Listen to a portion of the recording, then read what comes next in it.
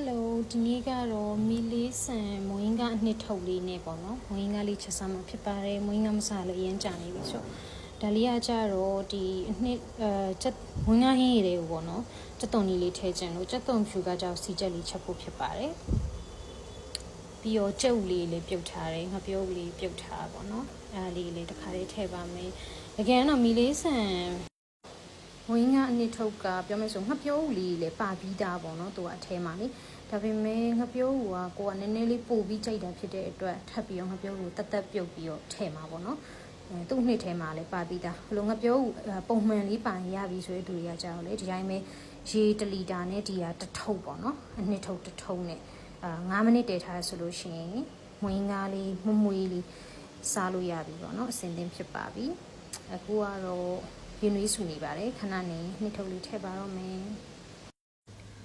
ဒါလေးကကြတော့ကျုပ်တလုံးကိုတက်ပေါ့နော်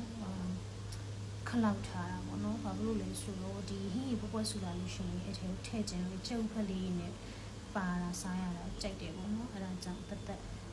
ထည့်ထားဖြစ်ပါတယ်ကျုပ်ပြုတ်ကဘဲဥပြုတ်ကလည်းတက်ထည့်မှာပေါ့နော်ဟင်းရေတွေကိုကိုကမင်းကမစားကြတော့တော်တော်ကောင်းကောင်းလေးလုပ်စားမှာပေါ့နော်ငဖေးလေးပါလေးနဲ့နှစ်ထုတ်လေးကလေဖောက်လိုက်တာနဲ့လေမှုေးနေရပဲတီလားလုံးဝလေမွေးငါဆိုင်နေပါလေဘေးကနေဖြတ်သွားလို့ရှိရင်ဘလို့အနံ့ရမလဲအဲ့လိုမျိုးမလီတော်တော်မှုေးတယ်တော်တော်ကောင်းမဲ့ပုံပဲအတော်နဲ့မိနေအဓိကဒါအရန်ကောင်းနေပေါ့နော်ဆိုပြီးတော့ထည့်ပြီးလေကိုကတော့တခါမှမစားဘူးဒါပေမဲ့အခုအနှစ်ထုတ်ရဲ့အနံ့နဲ့တင်တော်တော်လေးအရသာရှိနေပြီအနှစ်လေးထည့်ပါမယ်ရင်းနှီးပေါ့ဆူလာပြီးမလို့ပါတော့ဒီအနှစ်လေးကတော့အခဲလေးဆိုတော့ထည့်ပြီးပြီဆိုရင်နည်းလေးတော့ကြည်သွားအောင်မှွေပေးရမယ်ပေါ့နော်ပြီးမှစူအောင်9မိနစ်တည်ထားလိုက်ရပါပြီတဒါဟင်းရည်လေးစူနေပါပြီကျုပ်လေးထည့်ပါမယ်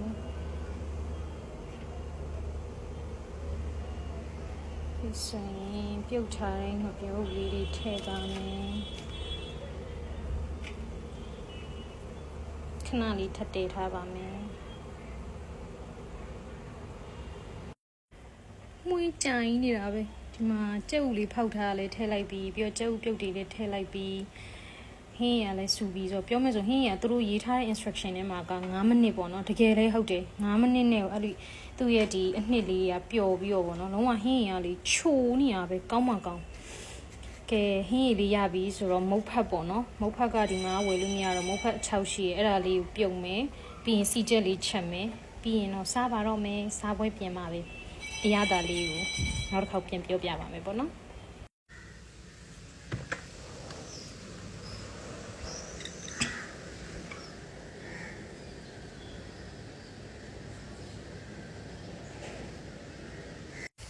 ဒါလေးကတက်တုံကျော်စီချက်လေးချက်နေရပါတော့ဝင်ကနေစားဖို့အတွက်ချက်တုံကျော်စီချက်မှုမွေလေး ready ဖြစ်ပြီပေါ့နော်ဒါလေးဖယ်ထားလိုက်ပါမယ်ပြီးတော့ဒါကကြတော့ဒီမှာကပဲကြော်ဝယ်လို့မရတော့ချက်တုံကျော်မှာပေါ့နော်အကျော်မုံလေးနဲ့ကျော်မုံလေးနေပြီးတော့ချက်တုံထည့်ထားတာဆိုချက်တုံကျော်လေးကျော်မှာပေါ့နော်မွေးငါနဲ့တွေ့စားဖို့အတွက်ကိုဆိုတော့စီချက်လေးရပြီဆိုချက်တုံကျော်လေးကျော်ပါမယ်ဒီမှာချက်တုံကျော်လေးကျော်နေပါပြီပြီးရင်တော့မုတ်ဖက်ပြုတ်ဖို့ပဲကြံတာမုတ်ဖက်6လေးပြုတ်လိုက်မယ်ပေါ့နော်အဲ့ဒါလေးပြီးရင်တော့မုံရင်းသားလေးစားပါတော့မယ်ဒီမှာချက်တုံကျော်မှုမွေးလေးရပါပြီချက်တုံကျော်ကမွေးငါနဲ့တခြားကြော်လေးထက်ချက်တုံကျော်စားရတာကြိတ်တော့အတော်ပဲတော့ဖြစ်သွားပါတော့ဒီမှာပဲကြော်မရတော့အကျော်မှုန့်လေးနဲ့ချက်တုံကျော်လေးမြင်လေးကြော်လိုက်တယ်ပြီးရင်တော့မုတ်ဖက်တော့ပြုတ်တော့မယ်ပေါ့နော်မုတ်ဖက်စိန်လာတာအချင်းကြပြီမုတ်ဖက်6လေးကိုဒီမှာပေါ့နော်ရေနွေးလေးနဲ့ပြုတ်ထားပါတယ်ဖုံးလေးအုပ်လိုက်ပါမယ်နော်မုတ်ဖက်လေးစောင်းနေရင်လည်းကော်ဖီလေးတစ်ခွက်တောက်လိုက်မယ်ပေါ့နော်ကော်ဖီဖြောပါမယ် so the coffee is ready here coffee လေးတစ်ချက်တောက်လိုက်မယ်ပေါ့နော်ဆိုမနေ့ထဲအမွေးငါအတွက်ပြင်ဆင်နေရတဲ့လူပါပေါ့နော်အလုတ်ကများတာတော့မဟုတ်ဒါပေမဲ့တော့ပူစီနဲ့မနည်းနည်းမင်းလှုပ်လိုက်နည်းမင်းပြင်ဆင်လိုက်ပူစီနဲ့ပြင်ဆင်လိုက်ငဖဲပြင်ဆင်လိုက် စီချက်လှုပ်လိုက်ချက်သွန်ကြော်လိုက်နေဆိုတော့နည်းနည်းလှုပ်လေးများနေရတယ်ပေါ့နော်အခုကမိုးဖက်လေးစောင်းရမှလည်းတူတူဆိုတော့ okay ဖီလေးတစ်ခွက်တောင်းမယ်ပေါ့နော်အမျိုးသားကိုလည်း coffee တော့ပေးလိုက်ပါအောင်မယ်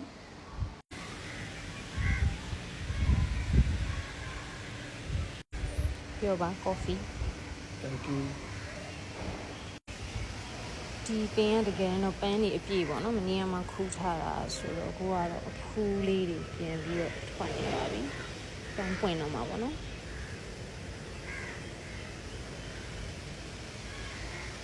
တကယ်တော့ဒီလိုစိမ့်စိမ့်လေးတွေမြင်ရတာတော်တော်ကို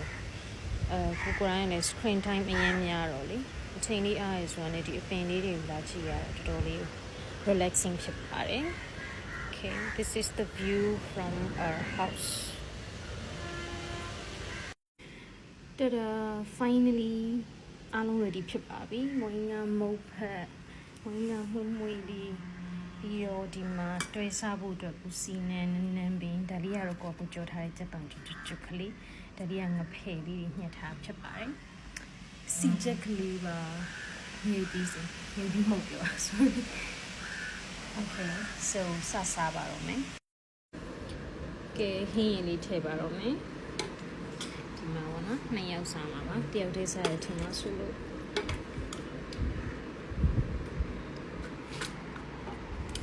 ဒီမှာဖဲဦးလေးရောဒီနေ့ကမွေးငါ့ကိုထမင်းလို့စားမှာပေါ့နော် okay ထည့်မယ်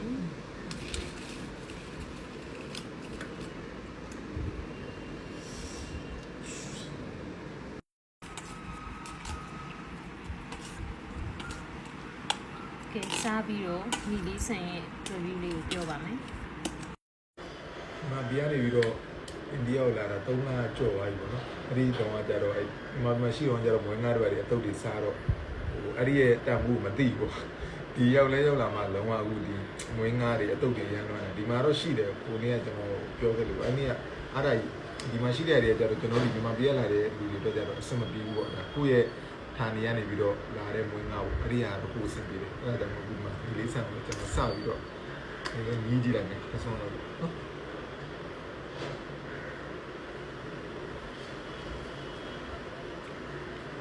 ဘယ်လိုနေလဲကျွန်တော်တို့ဒီမစားတဲ့မွေးငါတဲ့တကယ်ဟိုသူ့ရဲ့ဟင်းရည်စား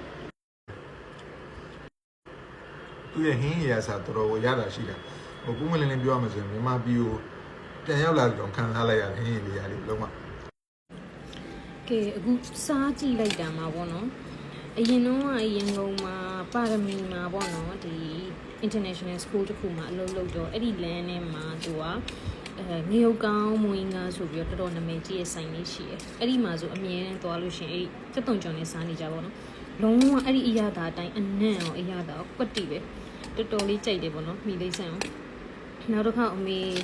အိန္ဒိယကိုလူကြုံရှိရင်တော့အဲ့ဒါတွေပဲအဲ့ဒီအထုပ်တွေကြီးပဲအများကြီးမှာပြီးတော့မှာကိုင်းဖို့ packet list ထဲမှာရေးထားပါတော့အခုလောလောဆယ်ကတော့မနက်စာကိုတော်တော်လေး enjoy ဖြစ်နေတယ်အဲ့တော့ပုံအောင်ဆက်ပြီးတော့စားလိုက်ပါဦးမယ်ဆိုအားလုံးပဲကျေးဇူးများကြီးတင်ပါတယ်ဗီဒီယိုလေးကိုကြည့်ပေးတဲ့အတွက် see you guys in another video bye bye everyone thank you so much